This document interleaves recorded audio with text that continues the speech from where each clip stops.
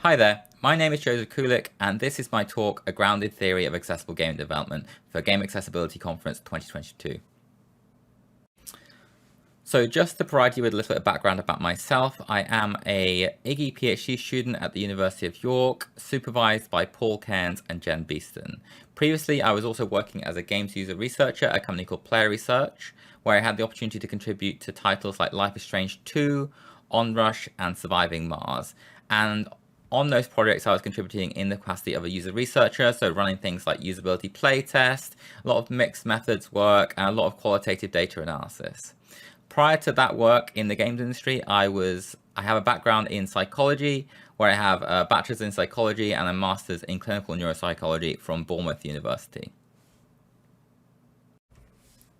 And that really brings me to my motivations for kind of moving away from working in industry and that role at Player Research to this kind of research position focused on game accessibility, because one thing I was always observing on those UX projects was that I'd see all these games coming through our door, and many of them would have a variety of accessibility issues, and you'd also see that in many cases there wasn't necessarily an improvement in accessibility taking place. So that really led me to kind of develop a lot of questions about what was happening there. So one of the big ones is, why are these accessibility issues occurring? And then, of the ones that are occurring and identified, why are they reoccurring? Why are they seen in, the first title developed by a studio, and then the next one, and then the next one? Why are those issues so persistent? Another thing is, what were the difficulties to making accessible games within the context of game development at a commercial studio, so at a mainstream studio? One of the things that we see in the research on this is that a lot of the research on tools and techniques in which you might improve the accessibility of a game, they're focused on very bespoke experiences. They're focused on maybe developing a very specific game to make it accessible, or a very particular tool, but then many of those things aren't necessarily being adopted by people in the industry, and you aren't seeing the accessibility advancements that you might expect to see when you consider that those tools and techniques are available. So why is that happening, basically? So what are the challenges in that space at commercial studios that prevent them from progressing to make more accessible games in some cases? So the third thing as well was, what are the kind of, in that context, in that broader context, what are the personal and organizational factors that are contributing to the presence or absence of these barriers? So is this something that is specific to the organizational factors of game development studio? Is it the processes? Is it the way the studio is being run? Or is it an individual thing? Is it the knowledge that individual members of staff and the knowledge and motivations of individual members of staff that are making it challenging to make accessible games? So those are all the kind of things that I wanted to investigate, which I think can be summed up as, what is the experience of trying to make an accessible game? And this really was my leading question for this research, just trying to develop a much greater understanding of, from the perspective of a mainstream studio, or not necessarily mainstream studios, sorry, but people that are making games to be sold to large numbers of consumers. So some of these people I spoke to were smaller scale developers, so maybe they have like a 10-person studio or something like that, but some of them are working in AAA space as well. But the thing that was common between them, they're all trying to make games that were published on widely available platforms, potentially experienced by hundreds of thousands, if not millions of people. So just to provide you with a little bit of background, although I did touch upon some of this just a moment ago. So one of the things is that accessibility is improving at some studios. And we can see that in games like The Last of Us and things like that. We see certain games released with an unprecedented number of accessibility features and things like that. But then there are still lots of games developed with a vast array of accessibility issues. So that kind of prompts that question as well, really. Although some studios are possibly improving, others may be lacking behind, and kind of why is that happening? There is some good research looking at identifying accessibility issues in game development, and also a lot of research, as I mentioned, focused on providing tools and resources as well as guidelines. However, as I mentioned just a moment ago, in many cases, it doesn't appear that these are being applied in the industry. So that background really kind of helps fuel my motivation for kind of developing a deeper understanding of what it's like to make games and the experience of making them accessible. So in order to start this investigation, in order to kind of get a better understanding of how game developers were experiencing the process of making accessible games, I thought it made sense to speak to them. So I began with an interview with an individual programmer of 3 years of experience and continued interviewing different kinds of game developers with different types of backgrounds and experience to a total of 12 interviews. So these people, their experiences in game development ranged from a number of years to decades, and they had experience from different size studios, from 10-man indie teams to 200-person AAA, like large-scale commercial studios. So once the data was collected, I conducted a grounded theory approach to the analysis. So what this is an approach to analyzing the data which aims to generate a theory of understanding this particular phenomena, which is kind of, in this case, accessible game development, how game developers are experiencing the process of making accessible games and things like the barriers they're experiencing in that process. And the idea of this is it's grounded in the data made through these interviews. So grounded in data that came through these interviews from participants. So there's more details on the data analysis. I followed an approach outlined by Sharmaz 2006, and there's more details on this available in the full paper if you wish to read it, which is available online. So just a very brief summary of the results of this study. Just before I kind of go into this, I understand that this slide in particular is probably very difficult to read, and you might not be able to process everything that's on screen at this point in time. I'll be going through and talking through each element of this model with each slide successively. So don't worry that you can't take in everything at this point, and we'll be talking through it anyway. So don't worry about that. But essentially, the kind of the overview of this is that accessible game development was a process that has a number of interacting personal, contextual, and external factors which all contributed to the game developers' ability to make accessible games. So as I say, I'll be going into these in depth, but there's a variety of different things, some of which are attributed to the individual person, some of which are the organization and the process and their processes, and some of which were external resources which might be interacting with game development. All of these kind of came together to make the development context which affected their ability to make accessible games. On personal factors, one of the big things really was motivations. And you'll be pleased to hear that all of the developers I spoke to were motivated to make accessible games in one way or another. One of the big things here that came through was that they wanted to make games that were open for more people to play. And that's really summarized in this quote here. For the most part, it's about making the game playable to more people. And a number of developers also recognized that accessibility options were, as well as making the game kind of accessible to more people, they were good for everyone. So there were more people enjoying their game in different ways because they were using other accessibility features. So they use an example of subtitles quite commonly, where they recognize that subtitles are a feature for everyone, and it improves their games to have them. So the motivation to kind of make their games more accessible, improve their game, and make them more open to more people. The other key motivation that came through, although perhaps a little bit less commonly, was that it was also about fairness. And this is the idea of equity, really, and that players should be able to, if some group of players are able to experience your game and have fun with it, then why are these people with disabilities excluded from that? Well, why are you not able to take part in this, big moment in popular culture because you can't play the latest so-and-so game because of some type of disability that might prevent that from occurring or being enjoyable even. So some developers kind of had that moral angle on this, and it was important for game development to be fair and treat people equally, which meant that the game should be open to more people or open to everyone as a result.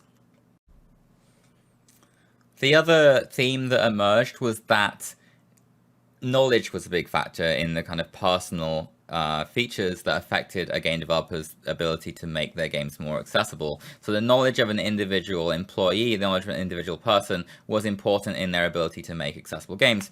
And in this area, developers often spoke about having a lack of lived experience. And they talk about how not really understanding the perspectives of people with disability because they haven't experienced it themselves. So, for instance, there's an example here with colorblindness. They don't know how to see the game in a way that someone who's colorblind does, and therefore it's challenging to design for that group of people. So this is kind of one of the major barriers to making accessible games, was that difficulty in understanding and therefore designing more accessible games on that personal level. The other kind of personal factor in the knowledge area that people kind of brought to this was their understanding of options and features that could improve game accessibility. So the developers I spoke to generally demonstrated a good but inconsistent array of knowledge of the accessibility options and features that games might benefit from. So that might mean, that they're aware of like the best way to implement subtitles, or they're aware of like specific examples of something. So maybe they played the Last of Us game and they're aware of a few examples from there, or they're aware of some colorblindness thing they've seen somewhere else. But generally, every individual developer had a very incomplete understanding of the range of options that could be applied to make games more accessible. So this is something that they brought as knowledge that really interacted with their ability, or that feeling that they had this ability to make accessible games. Throughout the interviews as well, it emerged that there are also a number of organizational factors that they felt that were beyond their kind of own personal knowledge and motivations that affected their ability to output accessible games. And one of the big things in this area was whether there were processes for game accessibility designed at the studio throughout development, really. So were things like accessibility playtests, was that something that was scheduled in at a particular time?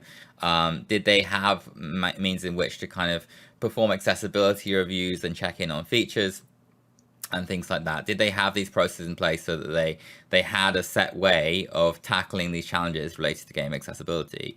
Developers that said they didn't have any process, and these conversations were occurring just whenever it came up, said that there were challenges to making accessible games because it would always be something that came up at the end of game development, basically. So they were 3 months away from shipping, and then someone mentions, this thing is really inaccessible. But because there wasn't any process for that, then that's something that became a big challenge to shift at that point in time. And it often ended up being something that wasn't addressed by the time the game was released. So that was a big factor, really. Having these processes in place in design throughout development that kind of helped address some of these accessibility challenges.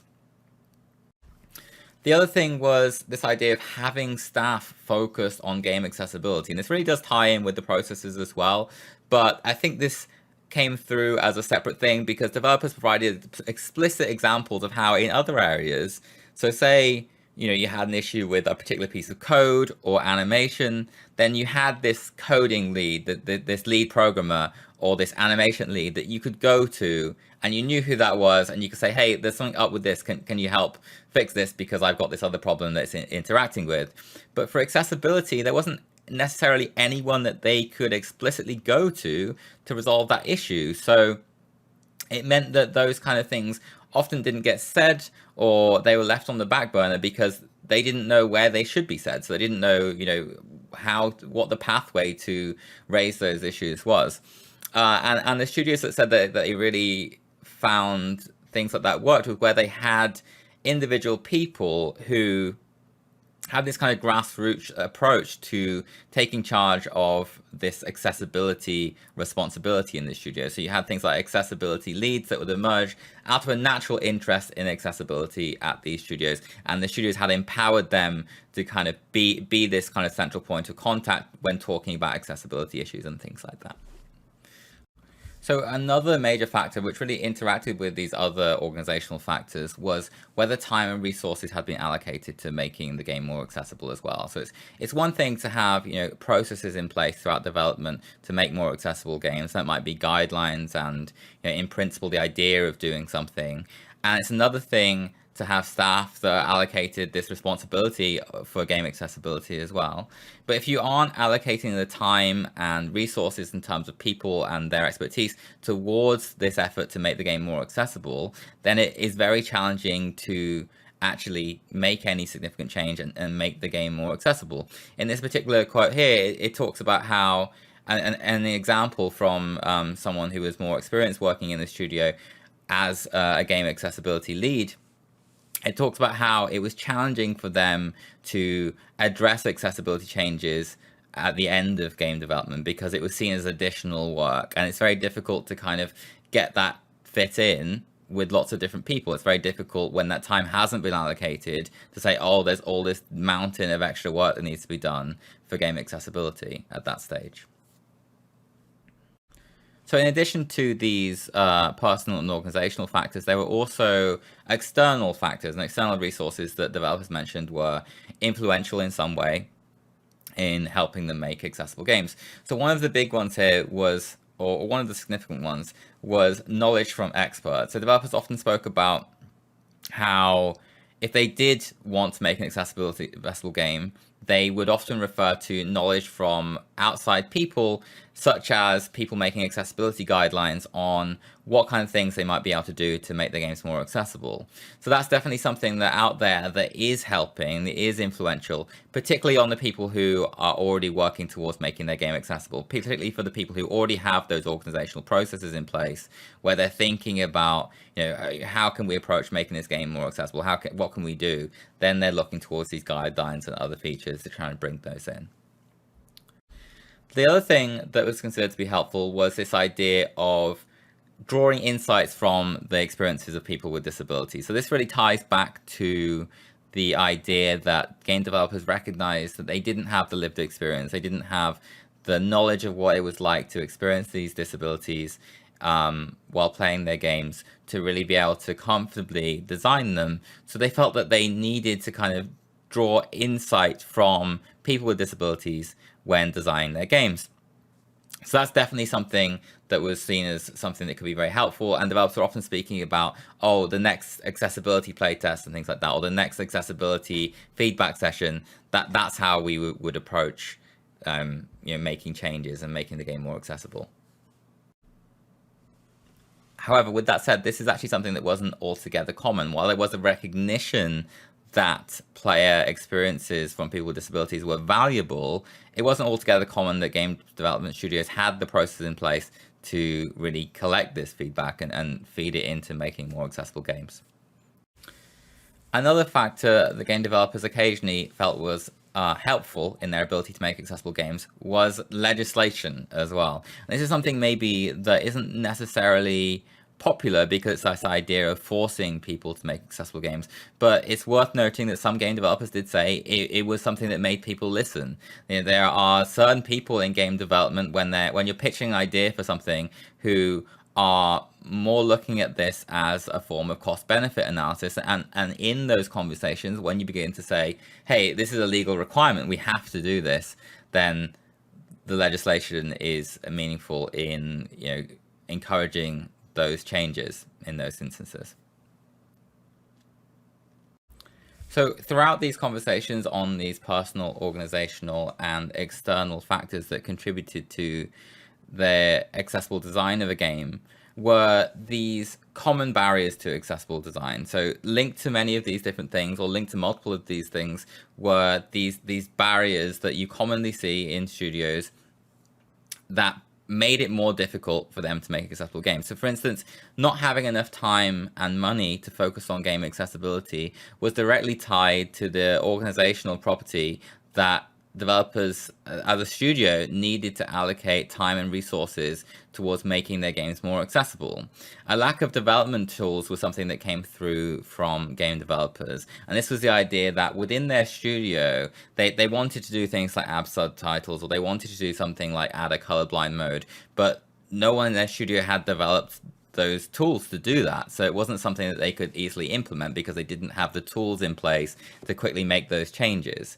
So that again goes back to this idea of having time and resources to allocate towards making these accessible changes. It's not just about having these processes in place. It's not just about having people in place. It's about actually having time to undertake this work. So another one of the major barriers that was linked to the organizational processes as well was this idea of not having a clear pathway to speak about accessibility. I mentioned before that game developers, they use the example of, if there's a problem with an animation, I have an animation lead I can go to. I know where to speak about that problem. And quite often is the case that they have specific meetings allocated. So, oh, this is a meeting to talk about the narrative in the game and how that will be integrated. Or this is the meeting to talk about the animation in the game and how the various programs are going to work together with the animators to make these things fit together.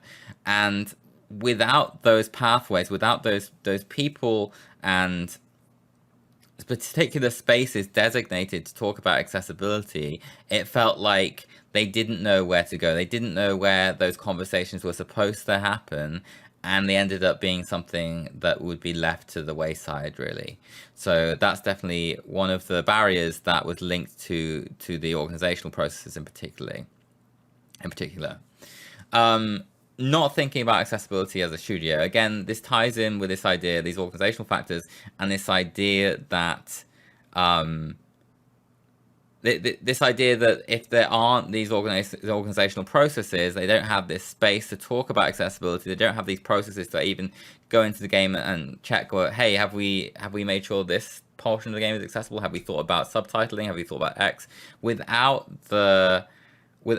these processes which designate like spaces in which they should think about accessibility and kind of ways in which they should think about accessibility and how to approach kind of things like getting feedback on accessible design and things like that, then it was just something that was, again, left to the wayside in favor of other things which they have the processes to address. So for programming, you have that you know how to address a bug when it comes up. It gets found by the QA team and it gets passed on through Jira and it gets passed to a gameplay programmer who knows how to address it.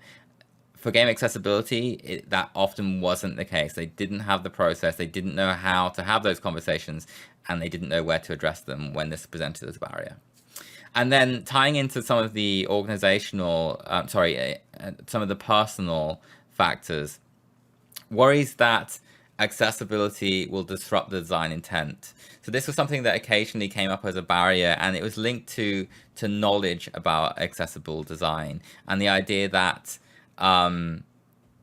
with more options and settings and things like that, people who are more aware of the various ways in which these accessible options would affect the player experiences of people with disabilities would be more aware of, actually, that brings my game closer to what I intended rather than further away. Whereas people who had less knowledge, people who had less experience, both with the lived experiences of people with disabilities who are playing their games, and also the array of different options that could be made available,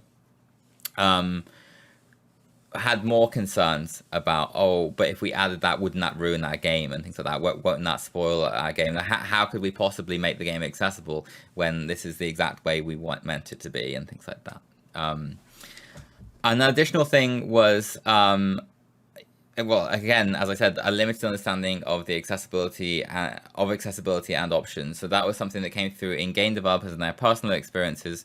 They often had some good understanding of the options available and some insights on the experiences of people with disabilities. Particularly, I've seen papers before which talk about low-hanging fruit. So this is where maybe there's someone in the studio that has color blindness, or that there's someone in the studio that has low vision, and they might be advocates for things like subtitling and things like that. But beyond those like low-hanging fruit of accessibility options to address, it was often the case that developers had limited understanding and limited awareness of the different options. So that is definitely another barrier that came through and potentially could be addressed by some of these external resources. But in my theory, the problem with the external resources is that unless there is this organizational buy-in, unless you have these processes allocated towards game accessibility and this time being allocated towards thinking about making the game more inclusive, then those things aren't necessarily getting to the game developers that are not sure about how to approach accessible design in the first place. So you really need that combination of, the presence of these external resources, the insights on people with disabilities, the guidelines, alongside this organizational buy-in to help improve the game developers' knowledge and skills towards making more accessible games.